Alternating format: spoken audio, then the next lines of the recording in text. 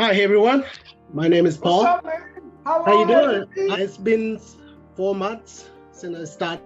4 months. 4 months, Okay, yes. okay. So tell us what you do and tell us what your day to day is like. What is it like for you? I do ClickSense, and I also work on SSRS reports. Also do a little bit of SQL with my manager, and then I'm Yeah. currently on working on SharePoint, trying to understand SharePoint and GitHubs because I found these very helpful at work, and we are actually using them to do our repositories. All the packages and SSRS have to be stored in GitHub just in case something goes wrong. We can back them up and not to lose anything. So that's what I do. My day to day is just basically attending a team meeting with my manager and the group that we work together.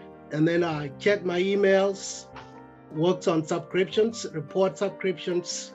If anything, if the report didn't reach the customer will send in a ServiceNow ticket, and I'll check the ServiceNow tickets and fix the issue, and hopefully the report will be sent to the customer. And that's what I do on a daily basis.